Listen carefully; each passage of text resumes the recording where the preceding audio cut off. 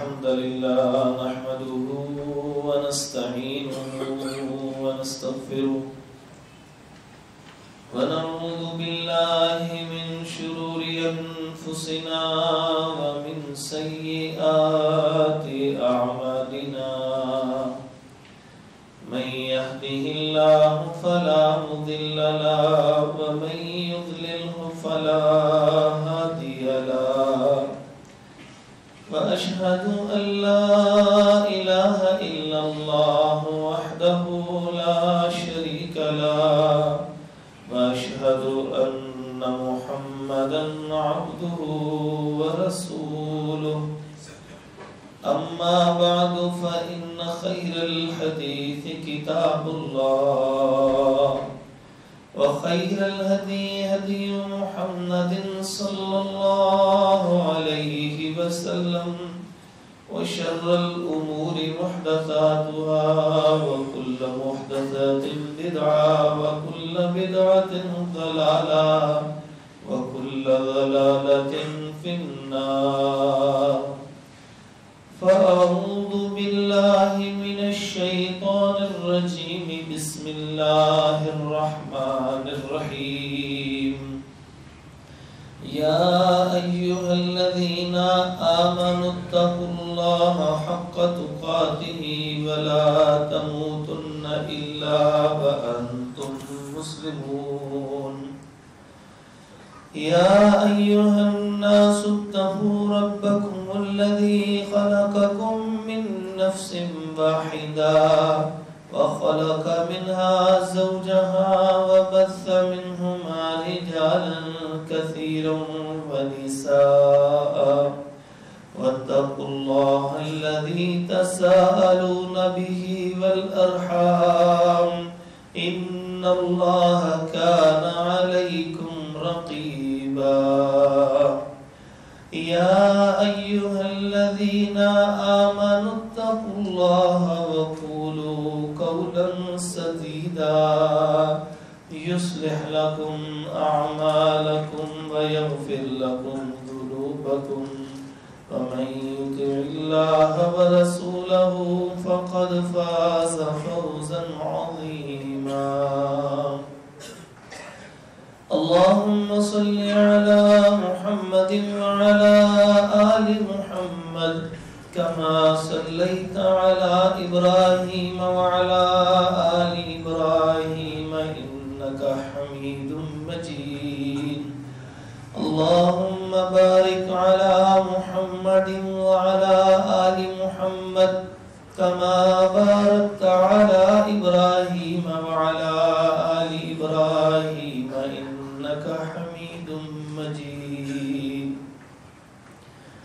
رب اشرح لي صدري رب اشرح لي صدري رب اشرح لي صدري ويسر لي أمري واحلل عقدة من لساني يفقهوا قولي اللهم تقبل منا صالح الأعمال وتجاوز عن سيئات أعمالنا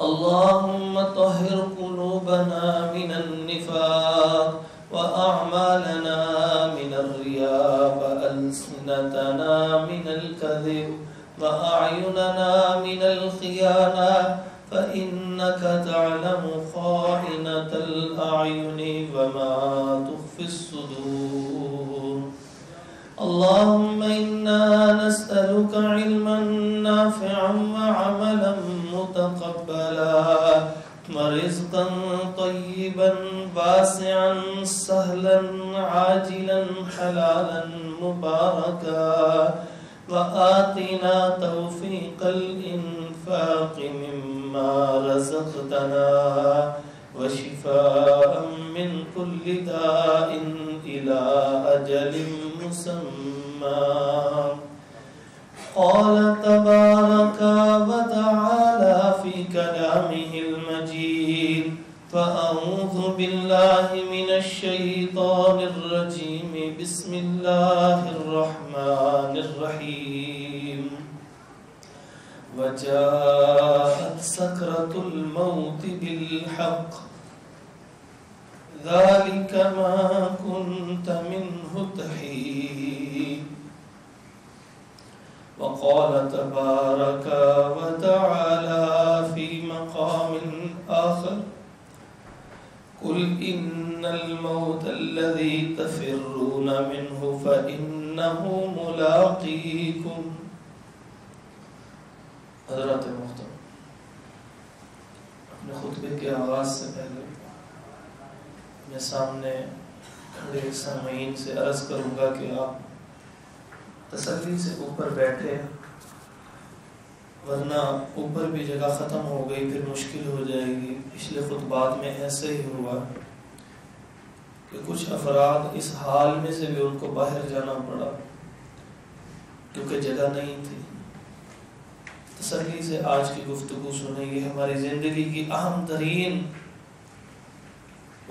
ترین ایک امر سے متعلق بات ہے. ہم نے انسانی زندگی کے آغاز سے آغاز کیا تھا، پھر اپنی پیدائش کے مراحل جو اللہ نے ذکر کیے، پھر اس کے بعد زندگی کیسے گزرتی ہے، چلتی چلی جاتی ہے، اور انسان زندگی میں کیا کرتا ہے، اللہ تعالیٰ اس کو کیا اختیارات دیتے ہیں، انسان کی زندگی کے مختلف مراحل کون سے ہیں، وہ سٹیجز میں کیا کیا کرتا ہے، یہ ذکر کر رہے تھے. اور بات یہاں تک پہنچی تھی کہ ایک لمحہ ایسا آئے گا کہ جس لمحے میں انسان کو اس بڑی حقیقت کے اوپر لبیک کہنا پڑے گا جس کام کے لیے اس کو پیدا کیا گیا تھا. کیونکہ اللہ نے فرمایا الذی خلق الموت والحیات، اللہ تعالیٰ نے موت اور زندگی کو پیدا کیا ہے. موت زیادہ بڑی حقیقت ہے اس زندگی سے، کیونکہ جتنا لمبا جس چیز کا سفر ہو، جتنا کٹھن جو مرحلہ ہو، اس کی اہمیت اتنی بڑھ جاتی ہے. تو انسان جس وقت اس کو موت کا وقت قریب آئے گا، اللہ تعالیٰ نے اس موت کے وقت سے متعلق حکم فرمایا کہ لوگوں جان لو وجاءت سکرۃ الموت بالحق. یہ جو موت کی سختیاں یہ تم پر ہر ایک پر آ کے رہنی. اور میں نے وہ موت کی سختیوں کی کیفیت بھی ذکر کی تھی، کچھ حصہ ابھی ذکر کرتا ہوں، پھر کچھ اگلی زندگی جو انسان نے گزارنی ہے موت کے بعد اس کو انشاءاللہ ذکر کرتا ہوں. اللہ تعالیٰ ارشاد فرماتے ہیں ذالک ما کنت منہ تحید، یہ وہ کام تھا جس سے تو بھاگتا پھرتا تھا. اب جس وقت موت کا وقت آنے لگتا ہے تو انسان کبھی ادھر بھاگتا ہے، کبھی ادھر بھاگتا ہے، کبھی ادھر بھاگتا ہے. نبی مکرم صلی اللہ علیہ وسلم پہ یہ قرآن جو سچ نازل ہوا ہے، تشریف رکھیے، بیٹھ جائیے، ایسا نہ کیجیے. نبی پاک صلی اللہ علیہ وسلم نے بڑی سخت وعید ایسے ارشاد فرمائی، اللہ کے لیے بیٹھ جائیے. تو قرآن مجید کے اندر اللہ تبارک و تعالیٰ ارشاد فرماتے ہیں کہ جس وقت انسان کی جب یہ جان ہوتی ہے نکلنی شروع ہوتی ہے ادھر آ جاتی ہے، یہ ہنس کی ہڈی کے اوپر آ جاتی ہے. تو اس لمحے لوگ چیختے ہیں، اس کے رشتہ دار کہتے ہیں قیل من راک، ڈاکٹر کو بلا لاؤ، ڈاکٹر کا کام نہ چلے کوئی دم درود والے لے آؤ. راکی کہتے ہیں دم درود والے کو. قیل من راک، کدھر گیا ہے وہ؟ کوئی جھاڑ گھوم کرنے والا ہی لے آؤ، کچھ ہو یہ کسی طرح موت کا غرارہ ختم ہو جائے، اس کو صحت مل جائے. لیکن نہیں، جس وقت موت کا وقت آ جائے گا لا یستاخرون ساعۃ ولا یستقدمون، لمحہ نہ آگے ہونا ہے نہ پیچھے ہونا ہے، بس موت کا وقت آ گیا، چل اب اپنے رب کی طرف نکل. نبی مکرم صلی اللہ علیہ وسلم کی ایک حدیث مشہور ہے مسند احمد کے اندر، جس کے اندر وہ موت کے لمحات بھی ذکر کیے گئے. براء بن عازب رضی اللہ تعالیٰ عنہ ارشاد فرماتے ہیں، کہتے ہیں کہ انصاری صحابی تھے، جس وقت فوت ہو گئے تو ہم ان کی تدفین کے لیے ساتھ گئے نبی مکرم صلی اللہ علیہ وسلم کے پاس. ان کے ساتھ پھر آپ صلی اللہ علیہ وسلم کے ساتھ چلے اور پھر قبرستان پہنچے اور وہ قبرستان کون سا ہوگا؟ وہ بقیع کا قبرستان ہوگا، مدینہ کی ریاست میں بقیع کا ایک واحد بنیادی قبرستان، وہاں پر پہنچے اور قبر کھدنے میں تاخیر ہے، جیسے ہمارے ہاں بھی ایسا ہی ہوتا کہ عام طور پہ پہنچ جاتے ہیں، وہ کوئی نہ کوئی کام باقی بچا ہی ہوتا ہے، فرمانے لگے کہنے لگے کہ وہ قبر کی کھدنے میں کچھ تاخیر تھی، یعنی ابھی کام ہو رہا تھا، تو نبی پاک صلی اللہ علیہ وسلم اور آپ صلی اللہ علیہ وسلم کے صحابہ جب وہاں پہ پہنچتے ہیں، کہنے لگے نبی صلی اللہ علیہ وآلہ وسلم جو ہیں بڑی ہی خاموشی کے ساتھ بیٹھ گئے اور ایک چھڑی ہاتھ میں پکڑ لی، جیسے کوئی مسواک ٹائپ چیز ہوتی ہے، ایسے ہاتھ میں پکڑ لی۔ کہنے لگے صحابہ کہتے ہیں کہ ہم نے دیکھا نا نبی صلی اللہ علیہ وسلم کو اس حالت کے اندر، تو ہم بھی اتنے خاموش ہو گئے گویا ہمارے سروں کے اوپر پرندے بیٹھے ہیں، اگر ہلے تو اڑ جائیں گے۔ تو جس وقت نبی صلی اللہ علیہ وسلم بیٹھے ہیں، صحابہ ان کی طرف دیکھ رہے ہیں، انہوں نے چھڑی سے زمین کو ایسے کریدنا شروع کر دیا، جیسے وقت گزر رہا ہے، کوئی خوف، کوئی گہری سوچ کے اندر ہے رسول اللہ صلی اللہ علیہ وسلم۔ تو صحابہ خاموشی سے یکٹک دیکھ رہے ہیں کہ اللہ کے نبی صلی اللہ علیہ وسلم کو کیا معاملہ پیش آیا، اتنے پریشان۔ تو نبی پاک صلی اللہ علیہ وسلم نے اس وقت ارشاد فرمایا کہ لوگوں، عذاب قبر سے بچنے کے لیے اللہ کی پناہ طلب کر لو، عذاب قبر سے بچنے کے لیے اللہ کی پناہ طلب کر لو، عذاب قبر سے بچنے کے لیے اللہ کی پناہ طلب کر لو۔ فرمایا، راوی کہتا ہے 2 یا 3 دفعہ نبی پاک صلی اللہ علیہ وسلم تکرار سے یہ بات کی، اور پھر آپ صلی اللہ علیہ وسلم نے ارشاد فرمایا کہ جس وقت انسان کی موت کا وقت قریب آتا ہے تو اس وقت کچھ فرشتے اس کے پاس آ جاتے ہیں، اور وہ جو فرشتے آتے ہیں، نیک آدمی کے لیے جو فرشتے آتے ہیں، بڑا اچھا سا ایک لباس لے کر آتے ہیں، پوشاک لے کر آتے ہیں، یہ پنکھا بند کر دیجیے، پوشاک لے کر آتے ہیں، اور وہ دور بیٹھ جاتے ہیں، حد نگاہ پہ بیٹھ جاتے ہیں، یہ میت ہے اس کی بہت دور بیٹھ جاتے ہیں، بس اس کو دور سے نظر آ رہا ہے وہ فرشتے ہیں میرے قریب، اب یہ موت کا غرغر شروع ہو گیا، یہ نیک آدمی ہے۔ پھر وہ انتظار کرتے ہیں کہ پھر ملک الموت آتا ہے، حتی یجلس عندہ عند راسہ، وہ سر کے بالکل پاس آ کے بیٹھ جاتا ملک الموت۔ اور اس وقت موت آ رہی ہو، آپ دیکھا ہوگا کئی افراد نے، میں نے خود اپنی آنکھوں سے کئی افراد کو آخری سانسیں لیتے دیکھا ہے، نبی پاک صلی اللہ علیہ وسلم کی اس فرمان کے عین مطابق ان کے قریب بھی سر کے پاس ملک الموت بیٹھا ہوتا، فرمایا حتی یجلس عند راسہ، ملک الموت اس کے سر کے پاس بیٹھ جاتا، اور جب بیٹھ جاتے ہیں پھر اس کو کہتے ہیں نکل اے پاکیزہ روح، اللہ اکبر، یا اللہ ہمارا یہ انجام فرما، نکل اے پاکیزہ روح، اپنے رب کی مغفرت اور رضامندی کی طرف تجھے بلایا جا رہا ہے، سبحان اللہ۔ اور پھر اس وقت اس کی روح کو نکالا جاتا ہے، جب روح کو نکال لیا جاتا ہے تو اسی لمحے وہ جو حد نگاہ پہ بیٹھے فرشتے تھے وہ آ جاتے ہیں، اور وہ جو بہترین پوشاک لائے ہوتے ہیں وہ اس پوشاک کو اس کو لپیٹ لیتے ہیں اور روح کو، اور لے کے آسمانوں کی طرف چل پڑتے ہیں۔ رستے میں فرشتے پوچھتے ہیں یہ کون ہے؟ وہ کہتے ہیں کہ یہ فلاں بن فلاں ہے، اور دنیا کا جو بہترین خوبصورت نام تھا نا اس کا، جیسے کہتے ہیں کہ جی حافظ صاحب ہیں، یہ حضرت صاحب ہیں، یہ حاجی صاحب ہیں، بڑے پیار سے جب پوری دنیا نام لیتی تھی، سب سے پیارا نام، وہ کہیں گے کہ یہ فلاں بن فلاں ہے، لوگ اس کو، وہ فرشتے اس کو ویلکم کرتے ہیں، یہ اوپر جاتا ہے، پھر اپنے رب کے حضور پیش ہوتا ہے، یہ روح پیش کی جاتی ہے، پھر اللہ تبارک و تعالیٰ کی طرف سے حکم ہوتا ہے کہ اس نام کو لکھ دو علیین کے اندر۔ اور علیین کیا ہے؟ علیین وہ مقام اور وہ کتاب ہے کہ جس جگہ کے اوپر روح کو رکھا جائے گا، اور اس کتاب کو بھی، یعنی اس کے باہر جو رجسٹر ہے اس کو بھی علیین کہا جاتا ہے، اور وہاں اس کا نام لکھ دیا جاتا ہے، اکتبوا فی العلیین، علیین میں اس کا نام لکھ دو، وہ لکھ دیا جائے گا۔ اور اس کے بعد اس کی روح کو واپس زمین پہ عزت و احترام سے لوٹایا جائے گا، کیونکہ ابھی قبر کے اندر والے سوالات باقی۔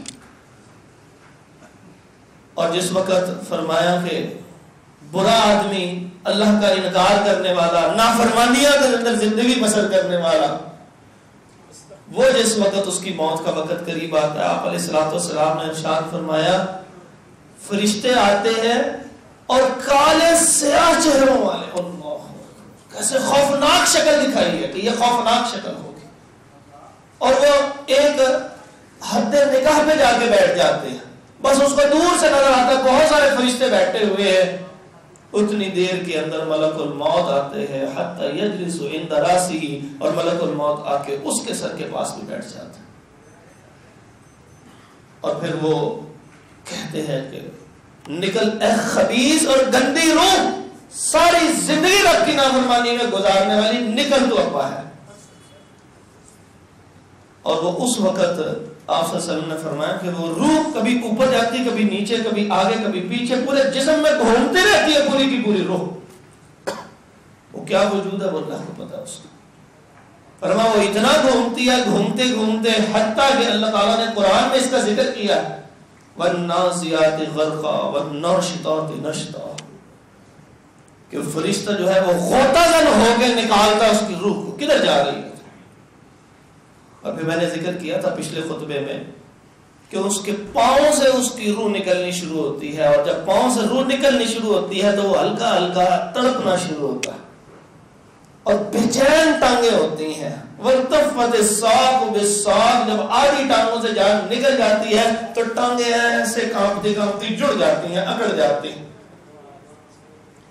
آپ نے دیکھا ہوگا جب بندہ فوت ہو جاتا ہے تو اس کی ٹانگیں وہ ایسے سیدھے ہو جاتے ہیں، پیر وہ ایسے نہیں رہتے، اب لیٹا ہو نا انسان تو ایسے پیر سیدھے ہوتے ہیں، کچھ نہ کچھ رہتا ہے اس میں، اور جس وقت موت آ جاتی پھر وہ سیدھا ہو جاتا ہے۔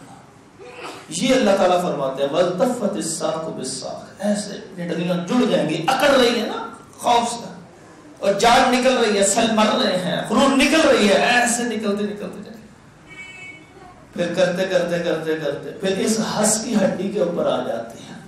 اس وقت اللہ تبارک و تعالیٰ نے ارشاد فرمایا کہ جب اس وقت آتی ہے، ابھی منہ آنکھیں ہل رہی ہوتی ہیں اس کی، اور پیروں سے جان نکل چکی ہوتی ہے، تو اس وقت اللہ تعالیٰ فرماتے ہیں کہ پھر بندہ پریشان ہو کے بھاگتا ہے کہ من راج کوئی جھاڑ پھونک والا ہی آ جائے، اور کوئی دم درودی کر دے، اور اس کے پاس یاسین پڑھنی شروع کر دو، اس کو فلاں ہی کہنا شروع کر دو، انسان بے چین ہو جاتا ہے اس وقت۔ جو ارد گرد کے لوگ ہیں وہ بھی بڑی بے چینی میں ہوتے ہیں، پھر اس کی روح نکلتے نکلتے سانس کی ہڈی پہ آتی ہے، پھر یہاں سے نکلتی ہے، پھر اس بلغت الحلقوم، اللہ فرماتے ہیں اس حلقوم کے اوپر آ جاتی ہے، یہ اس گردن کے اوپر، سارا جسم ختم ہو چکا ہے، ہاتھ ختم ہو چکے ہیں، سینہ ختم ہو چکا ہے، جو آنکھیں ہیں وہ ابھی زندہ ہے، منہ والا حصہ ابھی زندہ ہے، اور پھر آہستہ آہستہ اس کے ناک میں سے اس کی روح کھینچ لی جاتی ہے، اور انسان کی آنکھیں وہ جب روح نکلتی ہے تو آنکھیں دیکھ رہی ہوتی ہے یہ میری روح جا رہی ہے۔ اب یہ کیا کیفیت ہے، بس اتنا فرمایا نبی صلی اللہ علیہ وسلم نے، ہم نے مان لیا، عقل میں آئے یا نہ آئے، یہی کچھ ہونا ہے، ہمارے ساتھ بھی ہونے والا ہے، لیکن ہم دعا کرتے ہیں یا اللہ وہ پہلی صورت ہو جائے جو نیک لوگوں والی ہے، اس صورت سے اللہ ہمیں محفوظ رہے۔ تو جس وقت وہ نکلتی ہے، صحابی رسول صلی اللہ علیہ وسلم دنیا سے رخصت ہوتے ہیں، نبی صلی اللہ علیہ وسلم وہاں پہنچتے ہیں، اور جاتے سارے پہلا کام کرتے ہیں آنکھوں کے اوپر ایسے ہاتھ پھیرتے ہیں، آنکھوں کو بند کرتے ہوئے ارشاد فرماتے ہیں کہ یہ آنکھیں اس روح نکلنے والے کی پیچھا کر رہی ہیں، اس لیے یہ نیک اور بد دونوں کے ساتھ ہے، جب روح نکلتی ہے تو آنکھیں دیکھ رہی ہوتی ہیں، اسی لیے آنکھیں بند کرنے کا حکم ہے کہ آنکھیں جلدی بند کر دو، بس اب ختم معاملہ۔ تو جس وقت وہ حد نگاہ میں بیٹھے ہوئے فرشتے ہوتے ہیں، ملک الموت ایسے جان نکال لیتے ہیں، تو وہ قریب آ جاتے ہیں، اور ان کے پاس بدبودار ایک ٹاٹ ہوتا ہے گندا لیروں والا، جس سے گندی بدبو آ رہی ہوتی ہے، اس کی روح کو اس میں لپیٹ دیا جاتا ہے، اور جب وہ روح لپیٹ دی جاتی ہے تو فرمایا اس سے اتنی گندی بدبو آ رہی ہوتی ہے جیسے دنیا میں کسی بھی گندے مردار سے اٹھنے والے اتنا تعفن نہیں ہوتا جتنی اس کی بدبو ہوتی ہے، اور پھر اس کو لے کے جایا جاتا ہے، رستے میں فرشتے کہتے ہیں یہ کون ہے، اتنی گندی بدبو اس سے آ رہی ہے، یہ کون ہے؟ اس کو بتایا جاتا ہے دنیا کا گندا ترین نام جو سب سے سخت الفاظ اس کے متعلق کسی نے استعمال کیے ہوتے ہیں اس کی زندگی میں، وہ نام لے کے کہتے ہیں فلاں بن فلان ہے، اقبح السما، اقبح سب سے کبھی ترین نام لیا جاتا ہے اس کا، جو دنیا میں اس کو پکارا جاتا تھا جس نام سے۔ تو وہ جب تعارف کروایا جاتا ہے فرشتے پیچھے ہٹ جاتے ہیں۔ فرمایا کہ پھر نبی صلی اللہ علیہ وسلم فرمائے اس کو آسمان کی طرف لایا جاتا ہے، جب آسمان کے قریب پہنچتا ہے تو فرمایا آسمان کے دروازے اس کے لیے نہیں کھولے جاتے ہیں۔ پھر نبی پاک صلی اللہ علیہ وسلم نے وہ آیت کی تلاوت ارشاد فرمائی، فرمایا لا تفتح لهم ابواب السماء ولا يدخلون الجنہ حتی یلج الجمل فی سم الخیاط، آسمان کے دروازے نہیں کھولے جائیں گے، جنت میں اس کو ہرگز داخل نہیں کیا جائے گا اتنی دیر تک جب تک کہ سوئی کے ناکے سے اونٹ نہ گزر جائے گا۔ نہ سوئی کے ناکے سے اونٹ نے گزرنا ہے، نہ اس کو کبھی جنت نصیب ہوگی۔ یہ ہے رب کا نافرمان، منمانیاں کرنے والا، جبار، متکبر، اللہ تعالیٰ کا نافرمان۔ پھر اس کی روح کو جو ہے حکم دیا جاتا ہے کہ اس کو سجین میں لکھ دو۔ سجین سجن سے ہے، سجن کہتے ہیں قید خانے کو، جیل خانے کو، اور سجین مبالغے کا صیغہ ہے، یعنی شدید جکڑ کے جس کو قید کر دیا جائے نا، اور میں اس کا نام سجین میں لکھ دو۔ وہ جگہ جہاں پہ روح کو رکھا جائے گا وہ سجین، اور اس کے باہر کا رجسٹر وہ بھی سجین اس کے اوپر بھی لکھا ہوا، وہاں پہ بھی اس کا نام لکھ دیا جائے گا، یہ یہاں کا ہے۔ پھر اس کے بعد اس کی روح کو واپس دنیا میں پھینک دیا جاتا ہے، فرمایا لٹایا نہیں جائے گا عزت سے، ایسے پھینک دیا جائے گا۔ پھر نبی پاک صلی اللہ علیہ وسلم نے وہ آیت تلاوت کی کہ من یشرک باللہ، جس نے اللہ کے ساتھ شرک کیا، فکأنما خر من السماء، کہ وہ ایسے ہی ہے کہ جیسے آسمان سے سیدھا ہی نیچے جا گرا، تھوڑی جگہ سے نہیں ہے، وہ خلا سے نہیں گرا، وہ آسمانوں سے جیسے نیچے جا گرا ہو، زمین کے قریب آتا جاتا ہے، گریوٹی تیز ہوتی جاتی ہے، وہ تیزی سے پٹک کے نیچے کو آتا ہے۔ فرمائے ایسی کیفیت ہوگی اس کی۔ اور اب وہ جب نیچے آئے گی روح، نیک اور بد دونوں کی روح، اتنی دیر کے اندر اس کی قبر تیار ہو چکی ہوگی، اس کو غسل دیا جا چکا ہوگا، اور اگر نہ ہوا وہ کوئی ایسا انسان ہوا جو اللہ کا منکر ہوا، ہندو ہوا، جلائے جانے کے لیے اس کو لے جایا جا رہا ہوا، اللہ تعالیٰ ارشاد فرماتے ہیں ثم اماتہ، موت کی کیفیت پر پتہ لگ گئی ہے، یاد رکھو فاقبرہ، اللہ نے اس کو قبر دینی ہے، قبر کے بغیر نہیں ہوگا کوئی، جلا دو۔ جیسے نبی مکرم صلی اللہ علیہ وسلم نے ارشاد فرمایا کہ پہلی قوموں میں سے ایک آدمی تھا، اس وقت موت کا وقت آیا، اپنے بیٹوں کو بلایا کہ میں نے تمہارے ساتھ خیر خائی کی ہے، وہ کہنے لگے جی ابا جی خیر خائی کی ہے، کہنے لگا میں بہت گناہ گار رہا ہوں، اللہ کی بڑی نافرمانی کی، مجھے لگتا ہے کہ موت کا وقت آ رہا ہے، محسوس ہو رہا ہے۔ توبہ اس وقت قبول نہیں ہوتی جب وہ فرشتوں کو دور دیکھ لیتا ہے، جو میں نے آپ کو سامنے حدیث ذکر کی، توبہ اس وقت قبول نہیں ہوتی، معلوم یغرر، اب یہ غرغر شروع ہو گیا ہے، جان نکلنی شروع ہو گئی ہے، لیکن اس سے پہلے جب انسان ویسے ہی اندازہ کر رہا ہوتا ہے، لگتا ہے یہ بیماری میری جان لے کر جائے گی، اس کیفیت میں اس بندے نے کہا مجھے اپنے اللہ سے ڈر لگ رہا ہے، ایک کام میرے پیچھے کر دینا۔ وہ کہنے لگے ابا جان آپ حکم کریں کیا کام ہے؟ اس نے کہا ہے میرے بچوں، جب میں مر جاؤں میری لاش کو تم نے جلا ڈالنا ہے، جب تم نے لاش کو جلا ڈالنا ہے پھر انتظار کرنا ہے کہ اس کی رات کو جس دن شدید آندھی چلے تو ایسے اس کو فضا میں بکھیر دینا کہ ہوا اٹھا کے اس کی راہ کے ذرات کو کہیں نہ کہیں میرے ذرات کو دے، اور جو بچ جائے اس کو پانی کے اندر بہا دینا ہے تم نے۔ کہا کیوں؟ کہا مجھے اللہ سے ڈر لگتا ہے۔ جس وقت اس کے بچوں نے ایسا ہی کیا، وقت گزر گیا، معاملہ پیش آ چکا، تو اللہ رب العزت نے حکم دیا جتنے ذرات سے سب اکٹھے ہوئے، انسان کی وہی شکل اللہ کے سامنے پیش کی گئی، کیونکہ ان اللہ علی کل شیء قدیر، پیش کر دیا اللہ۔ کہا کیوں یہ کہا تھا اپنی اولاد کو تم نے؟ کہنے لگا یا اللہ تو جانتا ہے میں نے ساری زندگی گناہوں میں گزاری تھی، مجھے ڈر لگ رہا تھا میں تیرے سامنے کھڑے ہو کے جواب کیسے دوں گا، جب تو میرے سے پوچھے گا فلاں کام کیوں کیا، میرے پاس کوئی جواب نہیں ہوگا، اور مجھے لگ رہا تھا موت کا وقت قریب ہے اور مزید میرے پاس نیک اعمال کی بھی گنجائش باقی نہیں رہی، اور وہی ہوا، میری موت کا وقت آ گیا۔ یہ ڈر اور خوف تھا صرف۔ نبی مکرم صلی اللہ علیہ وسلم نے ارشاد فرمایا کہ اللہ تبارک و تعالیٰ اس خوف کی وجہ سے اس بندے کو معاف فرما دے گا۔ تو اگر کسی کو جلا بھی دیا ہو تو اللہ تعالیٰ فرماتے ہیں ثم اماتہ فاقبرہ، جب بندہ مارتے ہیں اس کو قبر دیتے ہی دیتے ہیں، یہ اللہ فرما رہے ہیں، اور اللہ کی قدرت اور طاقت ہے، جیسے چاہے کرے۔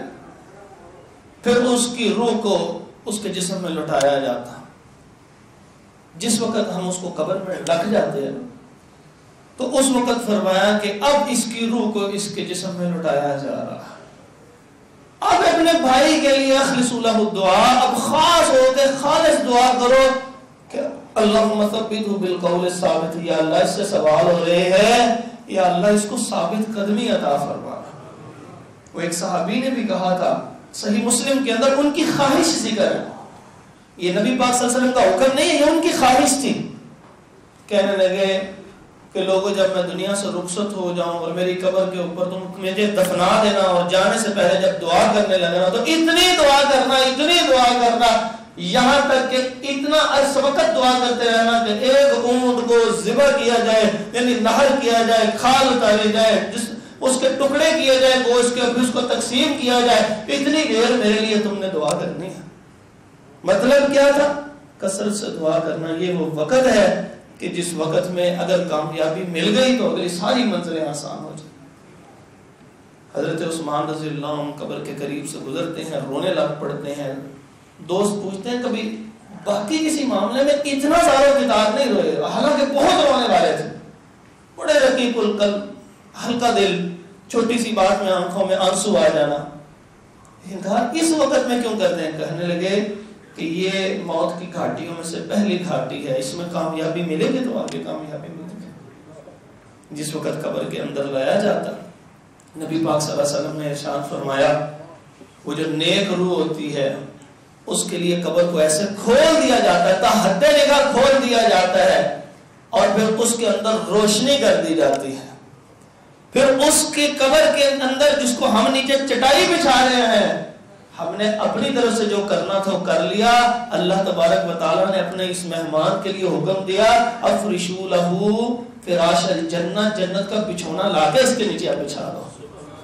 بڑی دنیا میں تکلیفیں جھیل کے آیا ہے، اس نے صرف اللہ اللہ کی تھی، رسول کی بات ماننی تھی اور کسی کی بات نہیں ماننی تھی، رسم و رواج کو نہیں دیکھا تھا، اس بچھا دو اس کے لیے جنت، وہ بچھونا، تو بچھونا بچھ گیا، قبر کھل گئی، روشنی ہو گئی۔ یہ تین کام ہوتے ہی انسان کو احساس تو ہو ہی جائے گا کیا ہو رہا۔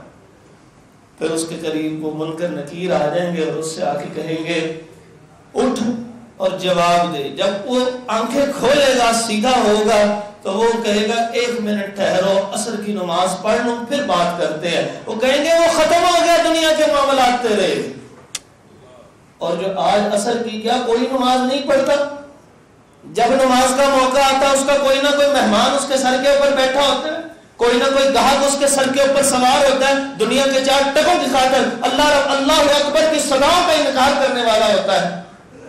کبھی اس نے سوچا تھا کہ آواز آئی تھی اللہ اکبر، اللہ سب سے بڑا ہے، تیرا کاروبار نہیں ہے سب سے بڑا، تیرے مہمان نہیں ہے سب سے بڑے، تیرے لیے ہوں گے قیمتی، لیکن اسی صدا کے دوران جب تو نہیں جا رہا، تیری موت کا وقت آ گیا، پھر کیا کرے گا؟ صرف ایک موقع ہے، بولو برات شدید ہو جائے یا شدید کھانے کی بھوک لگی اور سامنے کھانا اور شروع کر چکا ہوا ہے، پھر اس کو کہا یہ دونوں کام کر لے تاکہ تیرا دل نماز میں دل لگ جائے، ورنہ دنیا کا کوئی کام ایسا نہیں جس کے اندر اجازت ہو۔ ادھر تلواریں نکلی، ادھر جنگیں ہو رہی تھی، اللہ رب العزت نے سورۃ النساء آیت نمبر 101 ہے یہ غالباً، اس کے اندر حکم ارشاد فرما دیا اس حالت میں بھی تم نے نماز پڑھنی۔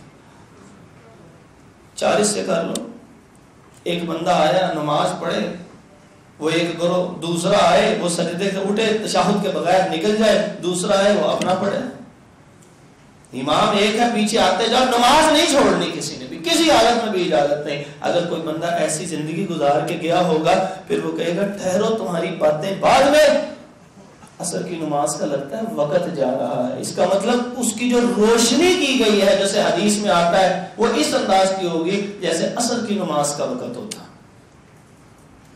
اس کو کہیں کہ بس ختم ہو گیا وہ معاملہ, اب جواب دے, تو قبر کے اندر ہے. اب وہ حیران ہو جائے گا.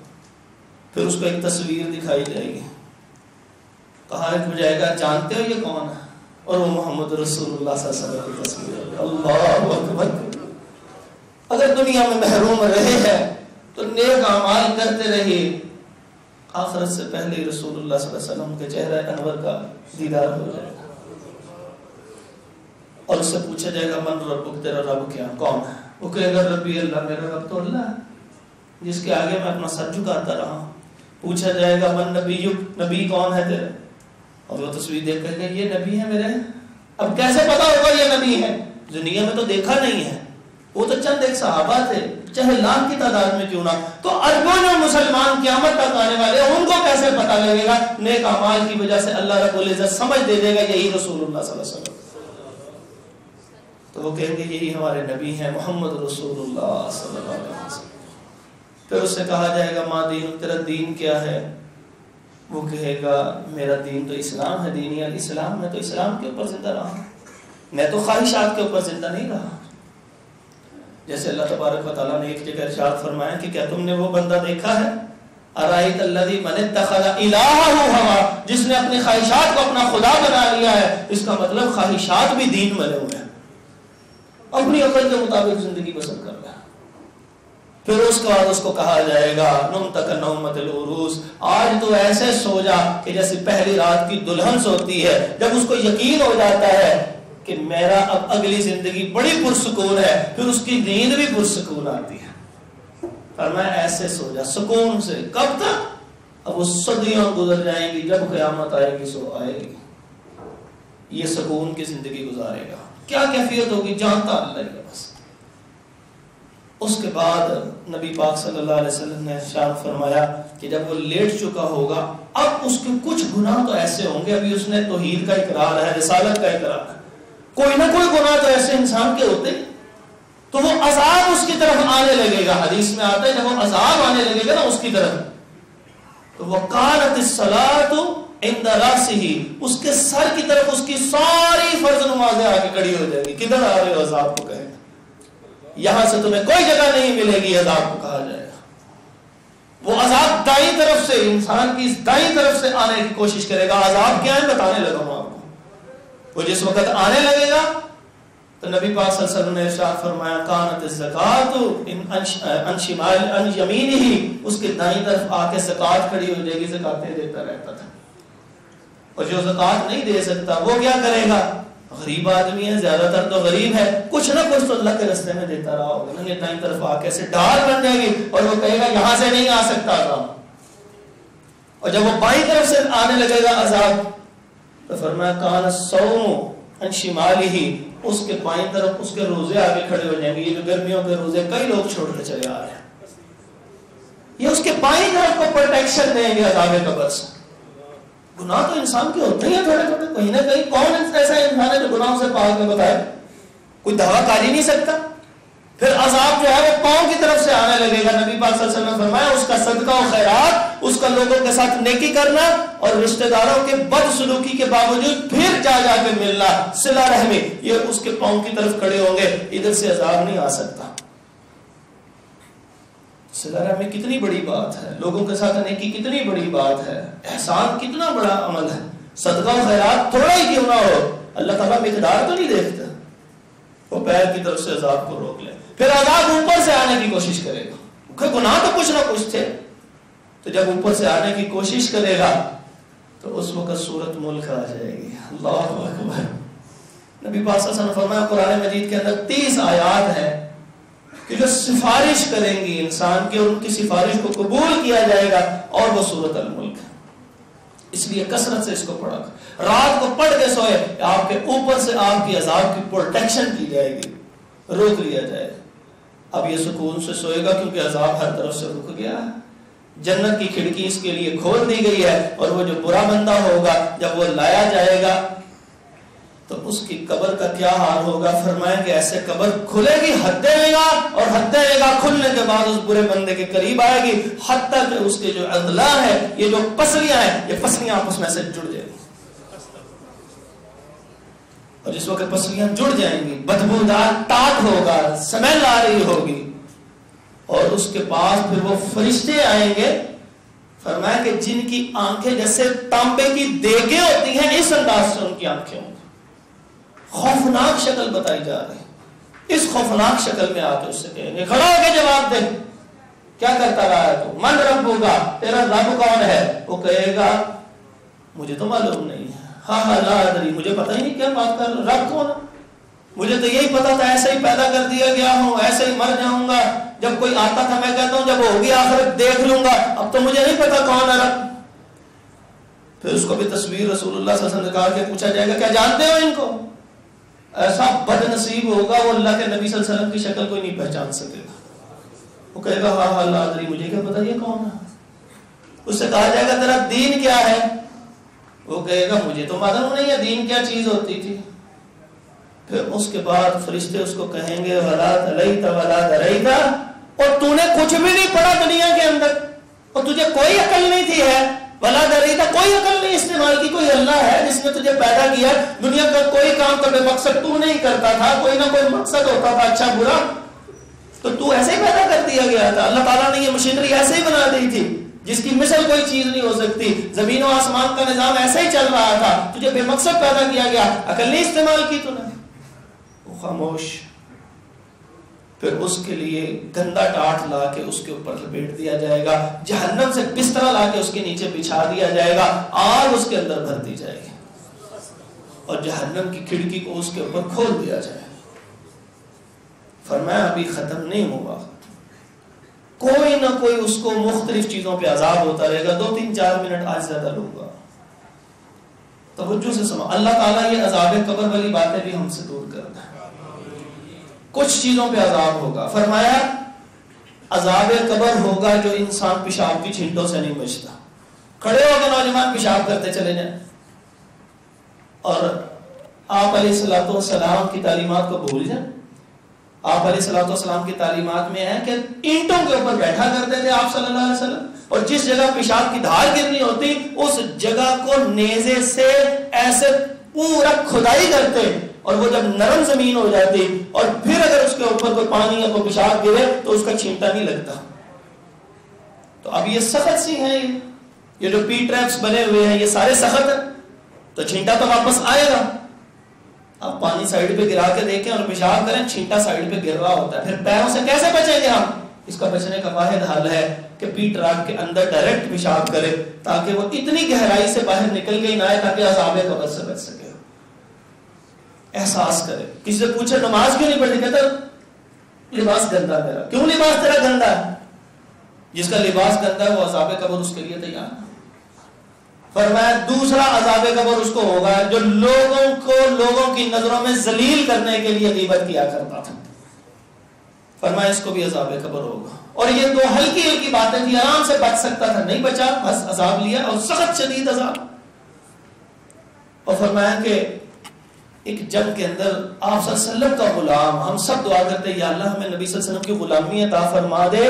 فرمایا کہ نبی صلی اللہ علیہ وسلم کا براہ راست غلام جو آپ صلی اللہ علیہ وسلم کی خدمت کیا کرتا تھا، صرف ایک مال غنیمت میں ایک چادر نکالی تھی۔ صحابہ کہنے لگے جب وہ شہید ہو گیا اس غزوے میں، کہا یہ واحد بندہ ہے جو شہید ہوا، اس کے لیے تو جنت ہے۔ نبی پاک صلی اللہ علیہ وسلم نے ارشاد فرمایا یہ جو چادر اس نے نکالی تھی آگ کی چادر اس کے گرد بنا کے پیش کی گئی۔ تو یہ جو مالوں کے اوپر امین بنے ہوتے ہیں، ان امانت داروں کے لیے ضروری ہے کہ اگر مال آگے پیچھے کیا تو یہ جہنم ہے پوری، اور عذاب قبر تیار ہے ان کے۔ اور پھر فرمایا کہ کس بندے کو عذاب ہوگا، ایک بندے کو 100 کوڑوں کا عذاب دیا جائے گا، وہ کہے گا یا اللہ کم کر دے، یا اللہ کم کر دے، کرتے کرتے فرمایا ایک کوڑا رہ جائے گا، اور جب وہ کوڑا مارا جائے گا اس کے کانوں کے درمیان، بینہ اذنیہ، تو کانوں کے درمیان تو یہ منہ آتا ہے، اس کے اوپر جب وہ کوڑا مارا جائے گا آگ کا، فرمایا پوری کی پوری قبر آگ سے بھر جائے گی اور اتنی خوفناک چیخ مارے گا جنہوں انسان کے علاوہ ہر مخلوق اس کی چیخ سنتے. اور وہ کس وجہ سے؟ کہا اس نے نماز تو پڑھی تھی مگر زندگی میں ایک نماز وضو کے بغیر پڑھی تھی، جلدی جلدی پڑھی تھی، مذاق بنایا تھا. اور ساتھ یہ وجہ آپ صلی اللہ علیہ وسلم نے فرمایا کہ یہ گزر رہا تھا، کسی پہ ظلم ہو رہا تھا، یہ روک سکتا تھا، زبان سے ہی صحیح روک تو سکتا تھا، پر میں اس مظلوم کی اس نے مدد کوئی نہیں کی تھی، تو لہذا اس وجہ سے اس کو یہ عذاب دیا جا رہا. پھر وہ اس بندے کو اکٹھا کیا جائے گا، ان افراد کو، اور ایک تندور کے اندر کچھ افراد کو جلایا جائے گا. نبی صلی اللہ علیہ وسلم نے ارشاد فرمایا وہ تندور سے ایسے ابالے کھاتے اوپر کو آئیں گے. پوچھا جائے گا یہ کون ہے؟ تو بتایا گیا کہ یہ اس امت کے زنا کرنے والے مرد اور عورتیں ہیں. اب زنا تو آنکھوں کا بھی ہوتا ہے، یہ موبائل پاس پڑے، اللہ تعالیٰ محفوظ ہو. کانوں کے بھی زنا ہوتے ہیں، باتوں کے بھی زنا ہوتے ہیں، ہاتھوں کے بھی زنا، ٹیکسٹ میسج کیے جا رہے ہیں، گندے لطیفے سنائے جا رہے ہیں. آخری تصدیق تو شرمگاہ نے کرنی ہے، یہ تکذیب کرنی ہے. اس سے پہلے کے تمام مراحل اکثر دنیا کر رہی ہے. سود خور کا سر توڑ دیا جائے گا، وہ ٹوٹے گا، وہ پھر دوبارہ بنایا جائے گا، پھر ٹوٹے گا، پھر بنایا جائے گا. کتنے ہی عذابات تیار ہیں ان کاموں کے. اللہ رب العزت ہمیں ہر قسم کے عذاب سے محفوظ فرمائے. اقول قولی ھذا استغفر اللہ لی ولکم ولجميع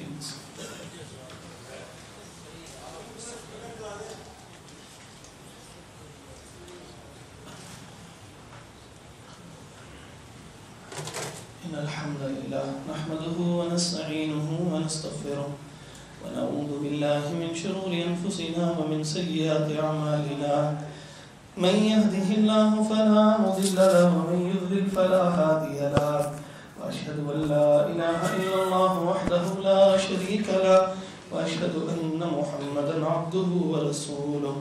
أما بعد فإن خير الحديث كتاب الله وخير الهدي هدي محمد صلى الله عليه وسلم وشر الأمور محدثاتها وكل محدثة بدعة وكل بدعة ضلالة وكل ضلالة في النار.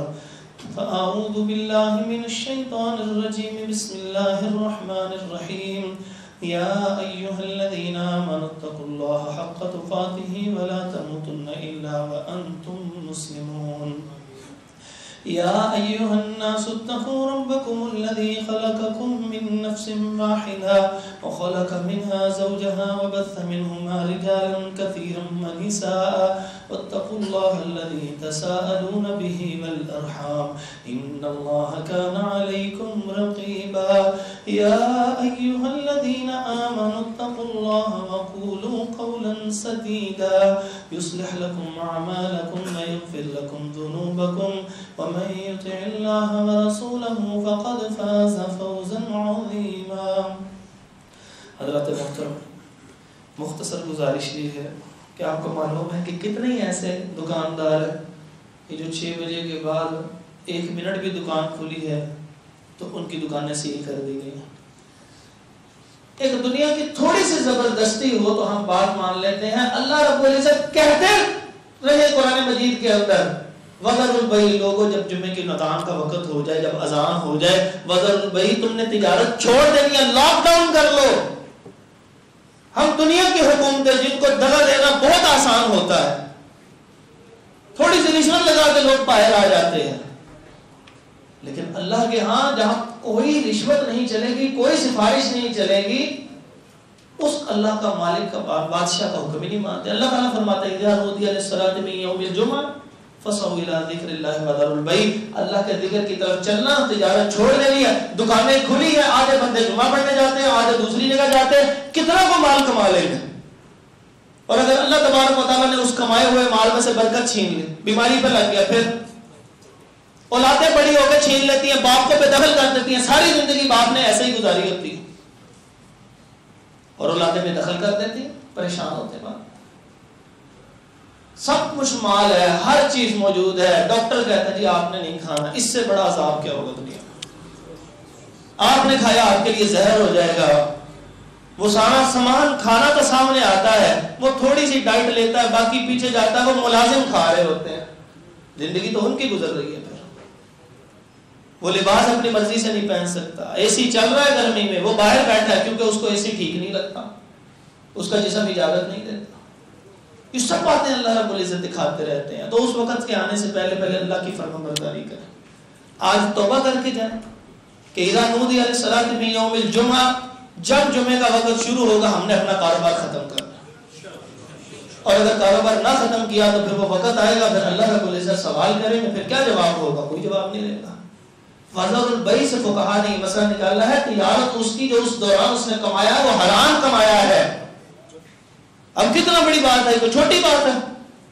ایک بندہ جمعہ پڑھنے آ گیا، دوسرا ادھر چلا گیا، تیسرا ادھر چلا گیا، سب نے پڑھ لیا، جمعہ تو ادا ہو گیا، فصو الی ذکر اللہ کے حکم پہ عمل ہو گیا، بالکل ہو گیا. ادھر اذان اتنے بجے، ادھر اتنے. وزر البیع کدھر گیا؟ تجارت چھوڑنا کدھر گیا؟ تجارت تو چلتی جا رہی ہے، نفع کا بھائیوال تو بنا ہوا ہے، پارٹنر تو بنا ہوا ہے، تجارت تو اس نے چھوڑی نہیں.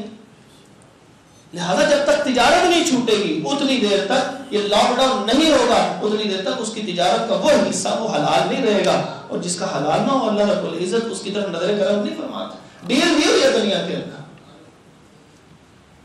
دوسری گزارش فطرانے کے حوالے سے، یہ جو گندم ہے اور مختلف اجناس ہے، 5 جنسوں کا ذکر ہے، اور من طعامکم سے پھر کوئی بھی جنس ہوتی ہے جو ہم کھاتے ہیں. وہ ایک پیمانہ ہوا کرتا تھا جس کے اندر گندم ڈال کے دیکھی گئی تو 2 کلو 100 گرام کے قریب آتی ہے. اور وہ موٹی گندم کا اور وزن ہوگا، باریک کا اور ہوگا، یہ آپ سب جانتے ہیں.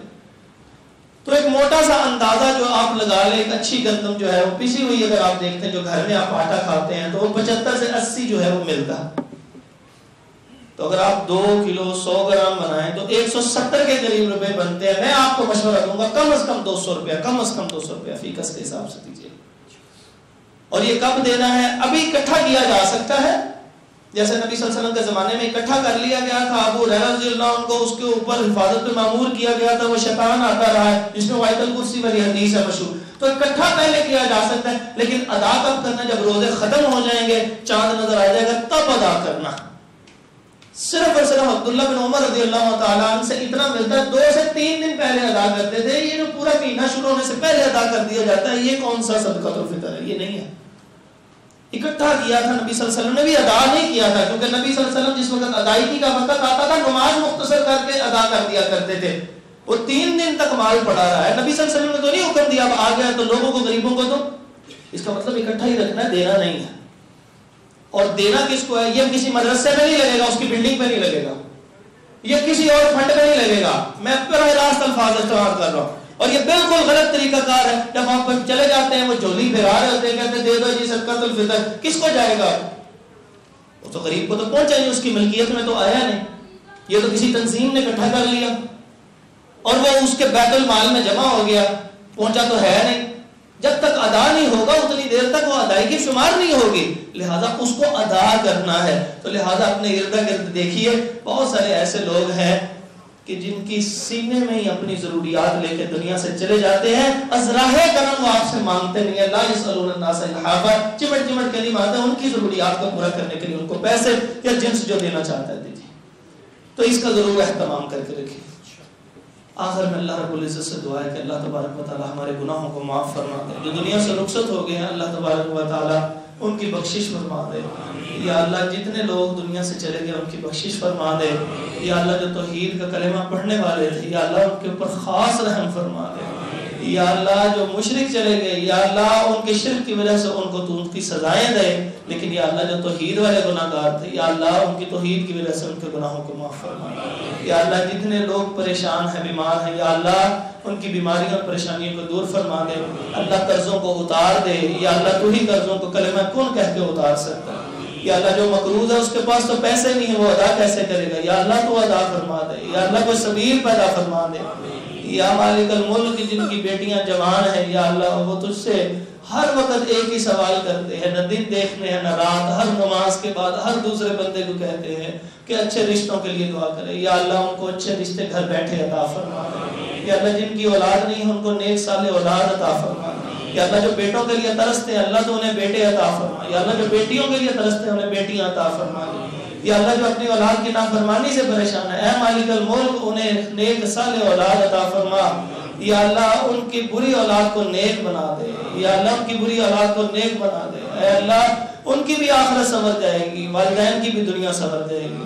یا مالک الملک، دنیا میں ہم اپنے نبی کو دیکھنے سے محروم رہے، یا اللہ قیامت والے دن یا اللہ ہمیں محروم نہ فرمانا، یا اللہ قبر کی اللہ سختیوں سے ہمیں محفوظ فرما دینا، یا اللہ ہمارے لیے بھی جنت کے بچھونے آئے، اللہ قبریں کھلے یا اللہ روشنیوں سے بھر جائے، یا اللہ ہمارے بھی ارد گرد یا اللہ نماز روزہ زکوٰۃ حج یہ سب چیزیں آ جائے جو عذاب قبر سے ہمیں محفوظ رکھیں، یا اللہ اپنے دین کے لیے خالص کر لے، یا اللہ جو عمل کریں اللہ تو اس کو قبول فرما لے، اے اللہ قبر حشر کی سختیوں سے محفوظ فرماتے ہوئے اے اللہ ہم سب کے حال پہ رحم فرما، یا اللہ سارے ہی تیرے سامنے ہاتھ پھیلائے ہیں، یا اللہ بزرگ بھی ہیں، یا اللہ بوڑھے بھی ہیں، جوان بھی ہیں، بچے بھی ہیں، گناہوں سے بڑے ہوئے بھی ہیں، گناہوں سے کم گناہوں والے بھی ہیں، یا اللہ تجھ سے مانگ رہے ہیں، یا اللہ کوئی بندہ کسی سے آگے بھیک نہیں مانگتا، تیرے آگے اے اللہ ہم فقیر ہاتھ پھیلائے ہیں، یا اللہ ہماری جھولیوں کو بھر دے، یا اللہ یہ رمضان کا یہ آخری جمعہ جا رہا ہے، یا اللہ نہ جانے ہم میں سے کتنے ایسے ہوں گے کہ جن کا اگلا رمضان قبر میں گزرے گا، یا اللہ ہمیں آج ہی معاف کر دے، یا اللہ ہمیں آج معاف کر دے، یا اللہ تجھے میرے بابا بڑے بوڑھے ہو گئے، یا اللہ میرے فرما، یا اللہ بڑے کمزور ہیں، یا اللہ جتنے کمزور لوگ ہیں ان کے اوپر رحم فرما، یا اللہ ان پہ رحم فرما دے، یا اللہ ہمیں معاف فرما دے، اللہ تندرستیاں دور فرما دے، یا اللہ اپنے رستے میں خرچ کرنے والا رزق عطا فرما دے، یا اللہ کتنی دیر سے لوگ بیٹھے تیرے اور تیرے نبی کی بات سن رہے ہیں، یا اللہ جب یہاں سے جائے تو مغفرت کا پروانہ لے کے جائے، اللہ اپنے کاروباروں کو چھوڑ کے کروڑوں پتی اللہ یہاں بیٹھے ہو گے، یا اللہ جب جائے تو جتنا کاروبار اللہ نے نہیں کیا اس سے زیادہ ان کو عطا فرما دے، یا اللہ ان کی تنگیاں دور فرما دے، یا اللہ ان میں آپس میں محبت اور اخلاص عطا فرما دے، یا اللہ ان کے بیماروں کو شفا عطا فرما، یا اللہ میں بھی انسانی تو بھی انسانی ہوں، اے اللہ میں اپنے نبی کا مطیع فرما بردار بنا، اللہ اپنے نبی کو دیکھنا چاہتے ہیں اور نہیں دیکھ سکے ہمیں قیامت کے دن محروم نہ کرنا، یا اللہ اپنے نبی سے بڑا پیار کرتے ہیں، یا اللہ میرے ہاتھ جوڑتے ہیں تو ہم سب کے ہاتھ میں رحم فرمانا، اے اللہ جنت میں بھی ایسے ہی اکٹھا فرما دے، یا اللہ ہم سب کو جنت میں بھی اکٹھا فرمانا، خاندان اور دوست سمیت اکٹھا فرمانا، یا اللہ یہ نرم و نازک جسم ہے، یا اللہ یہ جہنم کی آگ میں کیسے جلے گئے، تو ماں سے زیادہ پیار کرتا ہے، ماں تو نہیں چاہتی میرے بچے کو تکلیف ہو، تو بھی نہیں چاہتا، وہ بھی گناہگار ہے، یا اللہ جب ہمارا قیام اعمال پیش ہو، اے اللہ تو اعلان کر دے اس نے دنیا میں مجھ سے صلح کر لی تھی، اس کو معاف کر دیا، اس کا کوئی حساب نہیں تھا، ہاتھ میں نامہ اعمال دو اور اس کو یہاں سے نکال کے جنت میں داخل کر دو، یا اللہ ہمیں معاف کر دے، ہمارے پاس الفاظ نہیں ہے، یا اللہ ہمارے حال پہ رحم فرما، ملک پاکستان پہ رحم فرما، یا اللہ ہماری پولیس اور فوج پہ بھی رحم فرما، یا اللہ ہمارے تمام ڈاکٹر پہ بھی رحم فرما، یا اللہ جو تیرے دین کی خدمت کر رہا ہے، لوگوں کے فلاح و بہبود کا کام کر رہا ہے، اس پہ رحم فرما دے، یا اللہ ہماری دعاؤں کو قبول فرما، وصلی اللہ تعالی علی خیر خلقہ محمد و آلہ و اصحابہ اجمعین۔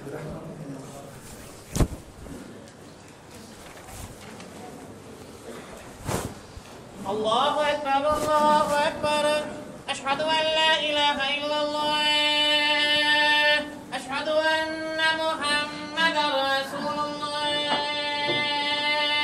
حی علی الصلاة حی علی الفلاح، قد قامت الصلاة قد قامت الصلاة، اللہ اکبر اللہ اکبر، لا الہ الا اللہ۔ خاموشی اختیار کیجیے، جب تک کہ جماعت نہ ہو اتنی دیر تک خاموش، عام خطیب کے علاوہ بھی کہنے والا اپنا ثواب ضائع کر دیتا ہے۔ اپنے قدموں کو نرم کریں اپنے بھائیوں کے لیے، دوستوں کے لیے، اگر ہم ان کے لیے جنت کی خواہش رکھیں تو ان کو نماز میں بھی اپنے ثواب تنگ ہو کے ساتھ شریک ضرور کرنا ہے، آخر وہ بھی اللہ کے سامنے کھڑا ہونا چاہتے ہیں، اگر تاخیر سے آئے ہیں لیکن آئے تو ہیں، کتنے تو آئے بھی نہیں ہیں، اللہ رب العزت ہمیں معاف فرمائے۔ الله أكبر.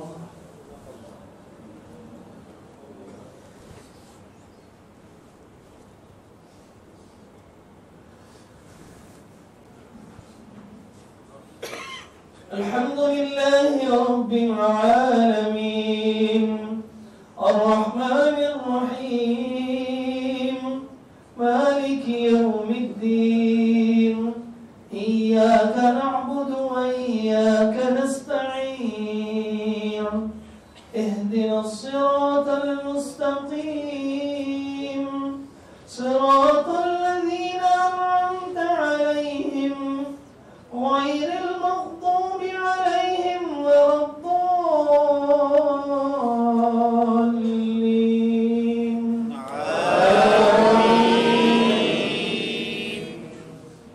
كل نفس ذائقة الموت وإنما توفون أجوركم يوم القيامة